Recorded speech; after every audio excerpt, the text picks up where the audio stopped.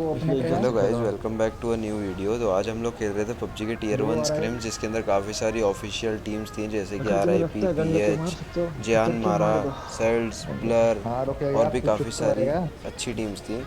और हम जा रहे थे अपने रेगुलर ड्रॉप, जो कि यासनाया में है, और यासनाया काफ़ी दूर था। तो हमने सोचा हम अपनी गाड़ियों के स्पॉट से अपनी गाड़ियाँ लेके यासनाया जाएंगे। उस बीच हमारे साथ एक स्क्वाड भी उतर रही थी, जिनके साथ हमारा गन फाइट हो सकता था, पर हुआ नहीं। उनका एक बंदा मेरे साथ एक कंपाउंड में उतरा था, लेकिन मैं बगी लेके वहाँ से निकल गया और अपने एक टीममेट को बैठा के सीधा यासनाया निकल गया। और इसी बीच हमारा एक टीममेट का नेट चला जाता है, जिसकी वजह से वो टोटली मैच के बाहर हो जाता है। तो ये पूरा मैच एक तरीके से 3 मैन स्क्वाड था। हमने 3 मैन स्क्वाड में यहाँ पे 10 किल निकाले हैं। और एक तरीके से आपको इस पर पता लगेगा कि ऐसे मैचेस में किस तरीके से रोटेशन डालनी होती है, किस तरीके का डोमिनेशन आपको देखने के लिए मिलता है। सो यहाँ पे मैंने अपने एक टीममेट को सी बिल्डिंग उतार दिया और मैं खुद गॉड बिल्डिंग चला गया, क्योंकि मेरा ड्रॉप वही है, मैं गॉड बिल्डिंग ही उतरता हूँ। और जब भी आप एक नोटिस करना, जब भी आप गाड़ी लेके गॉड बिल्डिंग जा रहे हो या यासनाया जा रहे हो, गॉड बिल्डिंग के पीछे वाली जो बिल्डिंग रहती है उस पर गाड़ी लगाना और पहले पीछे वाली बिल्डिंग को लूटना स्टार्ट करना। इससे होगा ये कि अगर गॉड बिल्डिंग में पहले से ही कोई बंदा होगा, तो आप जब तक ये बिल्डिंग लूटोगे आपको कहीं ना कहीं उसके फुटस्टेप आ जाएंगे, उसके होने की उसके प्रेजेंस का एक आपको वो लग जाएगा कि वो है या नहीं। अगर नहीं है तो आप गॉड बिल्डिंग इजीली लूट सकते हो। अगर आप डायरेक्ट, कभी लोग होते हैं कि गॉड बिल्डिंग में डायरेक्ट घुस जाते हैं और उसमें इनके पास गन नहीं होती है और गॉड बिल्डिंग में पहले से ही बंदा होता है, तो वो उसे मार देता है इजीली। तो ये एक छोटा सा टिप है जो कि बहुत काम आता है। इस तरीके से आप एक तरीके से गन भी आपको मिल जाएगी और आप एक तरीके से स्काउट भी कर लोगे। तो इसलिए मैं हमेशा गॉड बिल्डिंग में डायरेक्ट कभी भी गाड़ी लेके सीधा नहीं घुसता, पहले पीछे वाली बिल्डिंग लूटता हूँ, उसके बाद गॉड बिल्डिंग लूटते हैं, उसकी टेरेस पे जाके स्काउट करता हूँ। अभी हमने यासनाया लूट लिया है और हम देख रहे थे कि रोटेशन यहाँ से निकल रही थी, पर हमने शॉट्स नहीं लिए क्योंकि हम लोग वैसे भी जोन के बाहर थे। और अगर उन लोगों ने जोन पकड़ के हमारा जोन काटने का सोचा तो उसके लिए हमारे को दिक्कत हो सकती थी। तो हम लोगों ने इनको जाने दिया, हमने ज़्यादा कुछ इनको करा नहीं है, इन पे पुश नहीं किया, इनसे फाइट एंगेज नहीं करी, इनको बस यहाँ से भगा दिया। और उसके बाद हम लोग यहाँ से जब जोन कट जाएगा तो हम लोग यहाँ से जोन मूव करेंगे। और अभी देखते हैं आगे क्या होता है, किस तरीके से फाइट्स इंगेज होती हैं और कैसे मैच जाता है। यहाँ से हम लोग अपनी रोटेशन डाल चुके थे, हम लोग मेंशन आए थे, जिसमें मेंशन में मेरे से गलती होती है कि मैं अपनी बगी को फंसा देता हूँ, सामने PH की टीम होती है और वो मेरे को नॉक कर देते हैं। और यहाँ पे मेरा भी टीममेट एक 1 HP हो जाता है और एक टीममेट एटम की हमारे पोजीशन उनको नहीं पता होती है, तो वो एक बहुत अच्छा नॉक निकालता है वहाँ से जब वो लोग उन पे पुश कर रहे होते हैं। तो यहाँ पे पहले मैं अपनी हील लगाऊंगा और देखो यहाँ पे फाइट किस तरीके से इंगेज होती है, आपको समझ आएगा।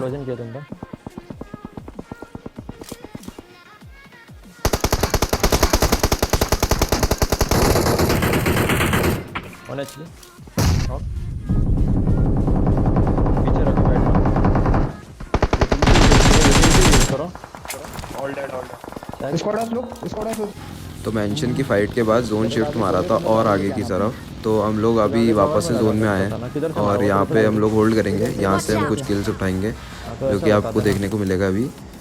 और फिर यहाँ से भी जोन और ऊपर शिफ्ट मारेगा, तो वहाँ पे भी कैसे जोन घुसेंगे वो सब भी आपको देखने के लिए मिलेगा। और फिर यहाँ से इधर उधर की रोटेशंस पे फायर देते हुए, गाड़ियों पे डैमेज देते हुए, बंदों को डैमेज देते हुए, यहाँ पे एक बगी वाला उतरा था जोन पकड़ने के लिए और मुझे स्पॉट हो गया और मैंने उसे इजीली यहाँ पे नॉक कर दिया। और उसे यहीं पे ऑफ गार्ड था तो मैं उसे फिनिश भी डाल दूँगा। और यहाँ से हम लोग फिर अभी ऊपर निकलने वाले हैं। अभी इस मैच में मेरे 2 ही किल्स रहेंगे, लेकिन ओवरऑल टीम किल 10 होंगे, क्योंकि हमारा नया लाइनअप है और इसके बाद सिनर्जी मेंटेन करना थोड़ा सा अभी डिफ़िकल्ट हो रहा है, पर वो भी जल्दी हो जाएगा कुछ टाइम में।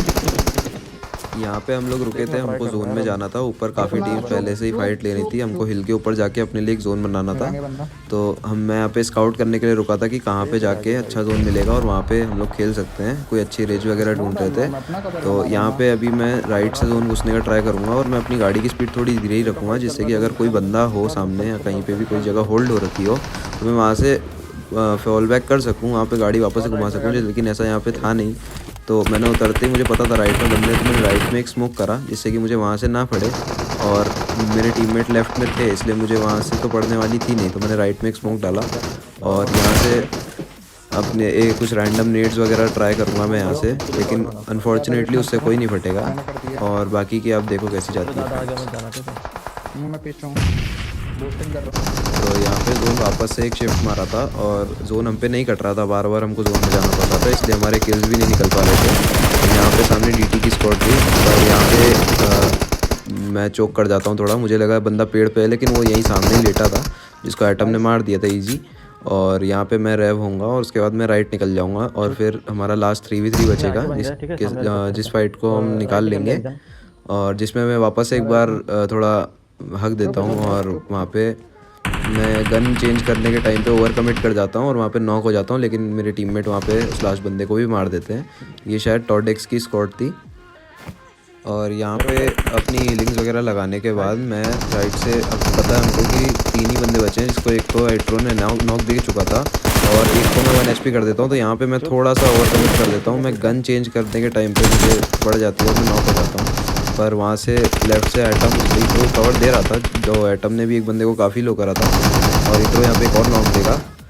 और उसके बाद लास्ट बंदा रहता है, तो ये दोनों पुश कर देते हैं, एक लेफ्ट से और एक राइट से। पर जो पेन शाम का बंदा रहता है सामने, वो एटम को नॉक कर देता है और इट्रो उसे लास्ट में जाके मार देता है। तो इसके साथ हम ये मैच निकाल लेते हैं जैसे तैसे। लेकिन इसमें हमारे किल्स ओवरऑल कम थे, लेकिन ये हमारा नया लाइनअप था, तो उसके हिसाब से हमारे लिए थोड़ा काफ़ी अच्छा मैच रहा ये वाला।